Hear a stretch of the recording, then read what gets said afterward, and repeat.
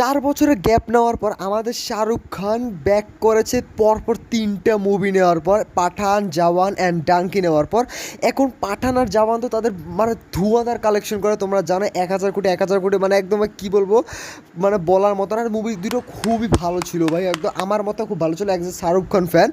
আর যদি বলি ডাঙ্কি মুভির কথা, ডাঙ্কি মুভিটা ৫০০ করোড় তো বক্স অফিস কালেকশন করে ফেলে, কিন্তু কথা হচ্ছে কি মুভিটা কি আরও ভালো হতে পারতো না? মানে আমি যতটুকু আমি তোমাদেরকে যেটা বলার চেষ্টা করছি, ডাঙ্কি মুভিটা কিন্তু ওই লেভেলের মুভি ছিল না। যখন যারাই দেখছি, হ্যাঁ ভালো লাগছে, কিন্তু একদম এক্সট্রিম লেভেলের ভালো লাগার যে একটা বিষয়টা, সেটা হয়নি।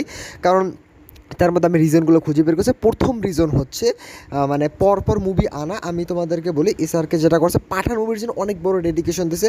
অ্যান্ড ২ নম্বরে যে ডিরেক্টর ছিল, আই মিন মানে জওয়ান মুভিটার জন্য, সে এটলির উপরে তো কোনো মানে কী বলবো, একটা আলাদা লেভেলে ভরসা থাকে আর কি। বাট ডিরেকশনের মধ্যে কমতি ছিল আমাদের ডাঙ্কি মুভিটার মধ্যে। আর দুটো মুভিতে ডিরেকশন সব দিক দিয়ে ভালো ছিল। আর তার উপর যে কেমিস্ট্রি ছিল তাপসি পান্নু আর এসআরকে, যেটা আমার কাছে একদমই ভালো লাগে না আর কি। আমি ডাইরেক্ট কী বলতেছি, অতটা ভালো লাগে না, মানে অনস্ক্রিন অতটা জমে না। যদি আরেকটা হিরোইন আনতো, মানে অন্য হিরোইন আনতো, তাহলে আই থিঙ্ক ভালো হইতো আর কি। আর স্টোরির মধ্যে কিছু দিক দিয়ে প্লটটা আরও একটু স্ট্রং করা যেত। তারপর যে হিরোইনের যে ডেথ সিনটা, সেটা আর একটু স্ট্রং করা যেত, কমেডিটা আরও ভালো করা যেত, একদম স্ট্রং। বাট হ্যাঁ, ওভারঅল একদম গুড ওয়াচিং মুভি, আমি বলবো না একদম না, বাট আমি ইসারকে খারাপ বলতেছি না।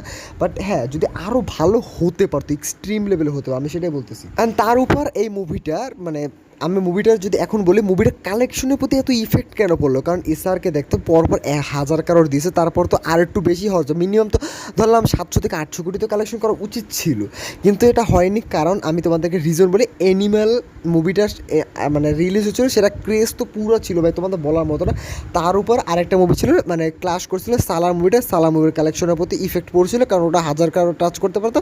এটাও যদি যদি ক্লাশ না করতো, তাহলে এটাও মোটামুটি ভালো লেভেলের কালেকশন করতে পারো। যদি এটা ক্লাসের কারণে একটু কালেকশন ইফেক্ট পড়ছে। আর হ্যাঁ, ডিরেকশনে অতটা স্ট্রং ছিল না। যেমন তুমি আগের মুভিটাই দেখো, সানজু মুভিটা, মানে এই রাজকুমার হিরানির ডিরেকশনটা আগের মুভিটা দেখো, সেটাও খুবই স্ট্রং ছিল ভাই। আর তার আগে পিকে মুভিটা তো ভাই, মানে পিকে মুভি থেকে আমার কাছে 3 ইডিয়টসটা বেশি বেস্ট লাগছে আর কি। এটাই আর কি বলতে গেলে, মুভিটা যদি আরও একটু ভালো হতো তাহলে আরও খুব ভালো হতো, আর তাহলে কালেকশনও হইতে পারতো। আর যদি ক্লাস না হতো তাহলেও ভালো হতো, আর ডিরেকশনটাও প্রয়োজন ছিল, আর অ্যাক্টিং তো ভালোই ছিল ভাই।